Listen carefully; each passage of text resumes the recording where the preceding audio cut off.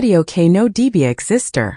La policía encontró el teléfono a las 3:17 de la madrugada, cubierto de sangre seca, vibrando sin parar en medio de un callejón de Madrid. No había cuerpo. Solo un audio de 47 segundos. El inspector Mateo Rivas lo reprodujo sin auriculares. Fue un error. Primero respiración agitada. Luego pasos corriendo. Y después, una voz femenina susurrando con terror absoluto. Si alguien encuentra esto, no confíen en él. Él no mata rápido. El audio terminó con un golpe seco. Y un sonido imposible. Como huesos rompiéndose al mismo tiempo. El caso fue archivado como desaparición. Hasta que más audios comenzaron a aparecer. Cada 3 noches, exactamente a las 3:17, un nuevo mensaje así subía a redes sociales desde cuentas anónimas. Siempre la misma mujer. Siempre más cerca de la muerte. Lo peor no era la voz. Era el fondo. Sirenas apagadas. Una radio policial. Y una risa baja masculina. Mateo reconoció esa risa en el cuarto audio. Era la suya. El problema. Él nunca había grabado nada. Cuando revisó su historial, descubrió algo que le heló la sangre. Su teléfono había estado activo, en lugares donde nunca estuvo. Esa noche al llegar a casa, encontró su puerta abierta. En la mesa del comedor había un sobre. Dentro, un teléfono viejo vibrando. A las 3:16. Y esta vez el audio no era de una mujer. Era de él mismo diciendo. Llegues tarde. Mateo dejó caer el teléfono como esa cámara. La vibración seguía. Aunque no estaba en su mano. El audio se reprodujo solo. No miras atrás decía su voz temblorosa. Ya está dentro. Mateo giró la cabeza lentamente hacia el pasillo. Nada. Pero el espejo del fondo. No reflejaba la habitación correctamente. La luz parpadeaba solo dentro del espejo. Como si ese mundo estuviera vivo. Mateo avanzó. Cada paso se sentía más pesado. Su reflejo sonrió antes que él. Esto no es real, susurró. El reflejo levantó la mano. Y golpeó el cristal desde dentro. El espejo se agrietó con un sonido húmedo, casi orgánico. En ese instante, el teléfono volvió a vibrar. Nuevo audio. Hora 3:17. Una voz femenina llorando. Inspector Rivas. Usted prometió que volvería por mí. Mateo se congeló. Ese nombre. Lucía Herrera. Una joven desaparecida hace 5 años. Caso cerrado. Caso que él mismo había firmado como resuelto. Las imágenes volvieron como cuchillas. El sótano, la linterna falando, la sombra detrás de ella. Y su decisión de irse. El espejo terminó de romperse. Del otro lado no había reflejo. Había un pasillo largo oscuro. Y una puerta metálica al fondo. Desde allí salió la risa masculina. La misma de los audios. Siempre vuelves, Mateo, dijo la voz. Esta vez. No te dejaré despida. La puerta del apartamento se cerró sola. Y todas las luces se apagaron. La oscuridad era total. Mateo tanteó la pared hasta encontrar su linterna. Cuando la encendió, el apartamento ya no era suyo. Las paredes estaban cubiertas de marcas de uñas, como si alguien hubiera intentado escapar durante horas. El teléfono vibró otra vez. 3:17. Inspector todavía puede salvarme, susurró Lucía en el audio. Pero él está escuchando. Mateo recordó el informe final. Lucía Herrera. Huida voluntaria. Mentira. Había encontrado sangre en aquel sótano. Había escuchado golpes detrás de la pared. Y aún así fue. La linterna iluminó el espejo roto. El pasillo del otro lado ahora se extendía dentro del apartamento, fusionando ambos mundos. Cada paso que daba hacia atrás. El pasillo avanzaba. Mateo sacó su pistola. Las manos le temblaban. ¿Quién eres? Gritó. La respuesta llegó desde todos lados. Yo soy lo que dejaste allí. Las paredes comenzaron a respirar. Literalmente. El aire se volvió caliente húmedo. Un olor a hierro llenó la habitación. Entonces lo vio. Un hombre alto sin rostro definido, como si alguien hubiera borrado esos rasgos. De su pecho colgaba una radio policial, aún encendida. Cada vez que abandonas a una víctima, dijo la criatura, me haces más fuerte. El teléfono cayó al suelo y se reprodujo el último audio. No era Lucía. Era una grabación del satano 5 años atrás. Lucía gritando. Mateo alejándose. Y una voz susurrando. Gracias por dejarla conmigo.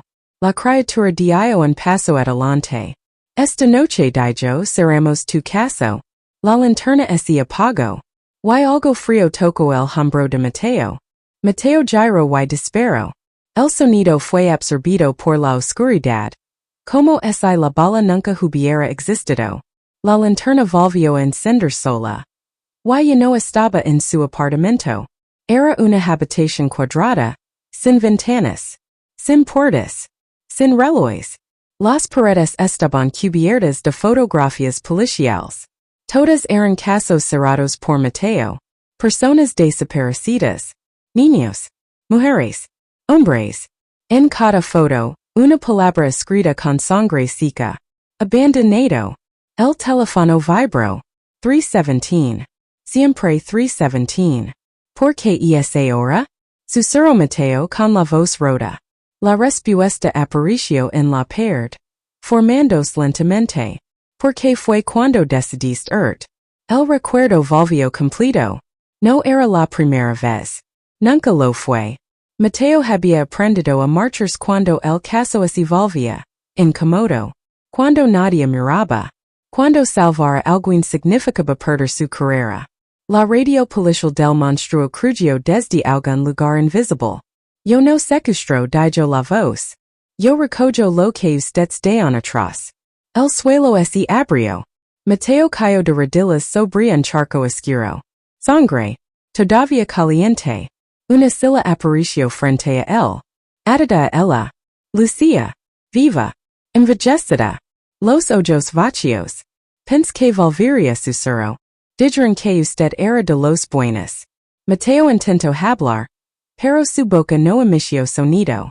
Detrás de Lucía, el monstruo tomó forma humana por primera vez. Tenía el rostro de Mateo. Cada abandono mi crio dijo. Y ahora somos suficientes. La silla se deslizó hacia atrás, alejándose de él. Lucía lloraba. Mateo gritaba en silencio.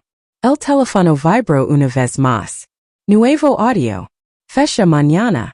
Y la voz decía. Última oportunidad, inspector. El juicio de los que fueron. Mateo despertó sentado en una silla metálica. No recordaba haberse movido. La habitación ahora parecía una sala de interrogatorios. Pero demasiado grande. Y demasiado vacía.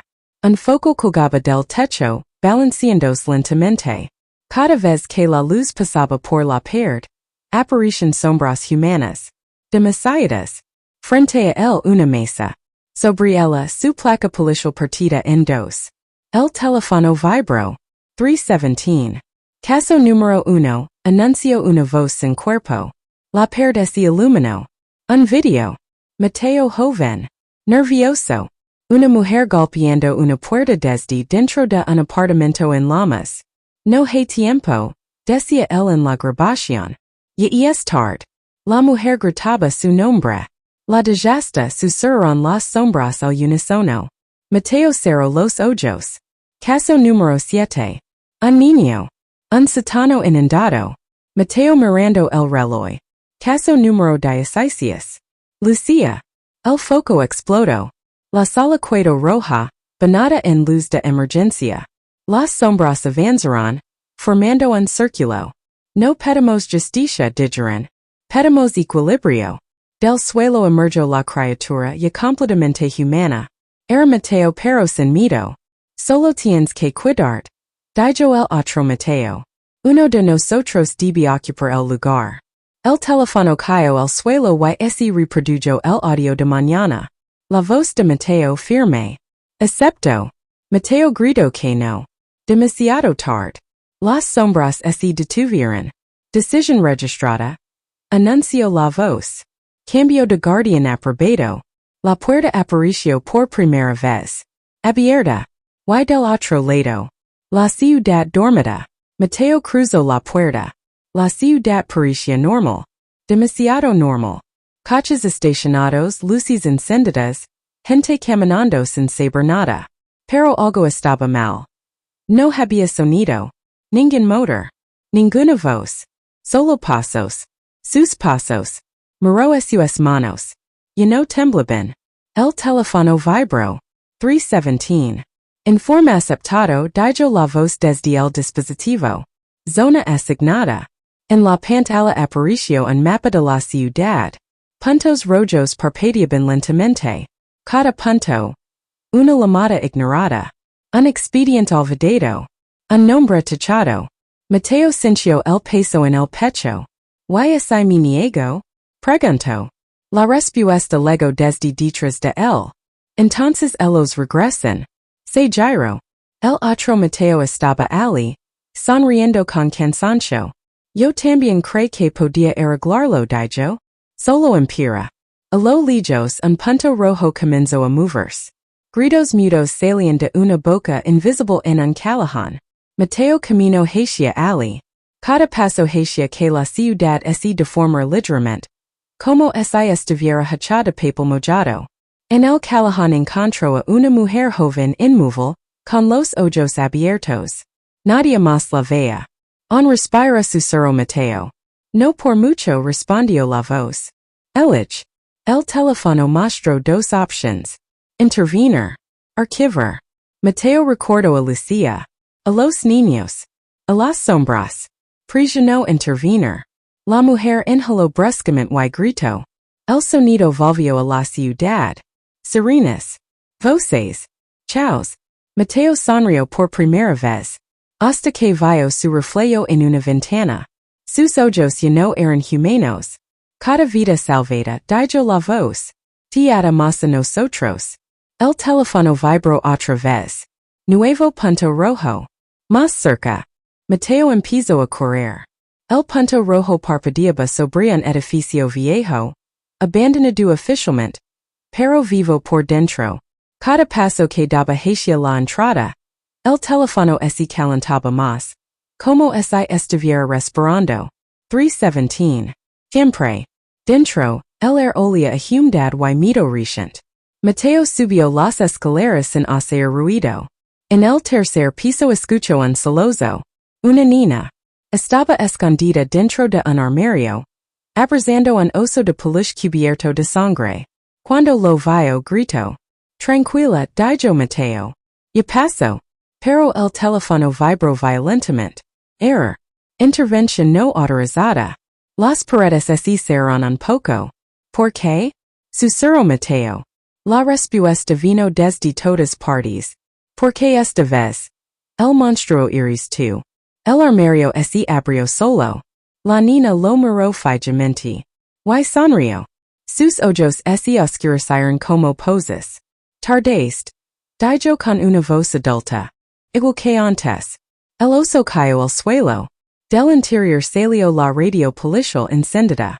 Mateo retrocedió. No, tú no estabas en la lista. Yo escribo la lista ahora. Respondió la criatura levantándose. Cada vez que eliges salvar uno condenas a otro.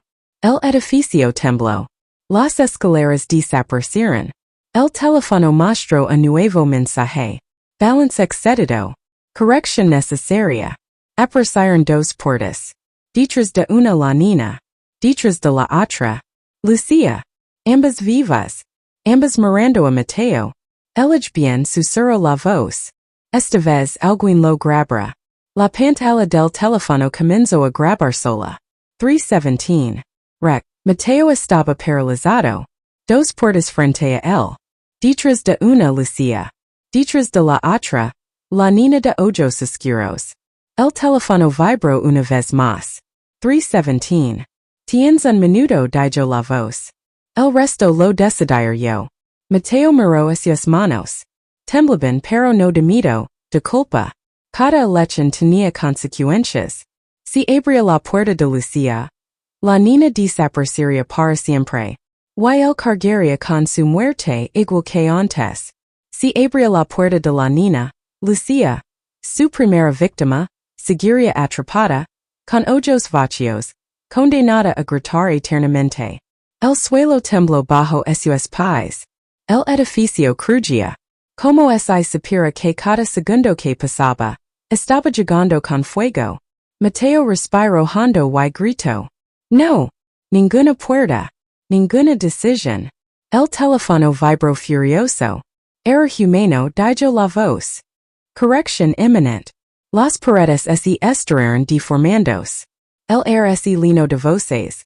Gritos de todas sus víctimas, de todos los que ignoró, todos repitiendo su nombre. Los ojos de la niña y de Lucía comenzaron a brillar, fusionándose en una sola imagen de terror absoluto. Una figura gigante se formó. Mitad niña, mitad Lucía, mitad monstruo. Y la cara de Mateo en el centro. Ahora entiendes, dijo la voz. Cada abandono cree más de mí. El teléfono cayó al suelo y grabó la escena. Mateo gritó, pero no había nadie para escucharlo. Solo la cámara y la risa masculina, mezclada con los gritos de todas las víctimas. Una puerta apareció detrás de la figura. El mensaje final del teléfono. Entra. Hoy quedaron todas aquí. 3:17. Mateo dio un paso. Mateo respiró hondo y abrió la puerta. Lo que vio no era un lugar. Era un vacío infinito, lleno de gritos apagados y ecos de pasos. La figura de la niña Lucía Mateo lo seguía, flotando burlona, multiplicándose con cada paso que daba. El teléfono vibró. 3:17. Bienvenido al registro final, dijo la voz. Aquí se miden tus decisions. Mateo avanzó por un corredor de sombras. Cada pared mostraba escenas de sus fracasos. Niños atrapados, mujeres salvadas, personas que murieron esperando su ayuda. Era un museo de su culpa. Y él era la exhibición principal. De repente, el suelo se quebró. Cayó en una cámara de vidrio llena de agua negra. El aire estaba frío pesado. Imposible de respirar. Las víctimas flotaban a su alrededor, silenciosas, ojos vacíos, mirándolo con acusación eterna. El teléfono flotó frente a él grabando todo. La voz habló por última vez. Puedes salvar uno pero el precio es tu vida. Mateo miró a Lucía y a la niña. Ambas flotaban frente a él pidiendo ayuda. Su instinto gritaba salvarlas, pero sabía lo que pasaría si lo hacía. Con un esfuerzo desesperado, tomó el teléfono y presionó intervenir. El agua lo cubrió todo.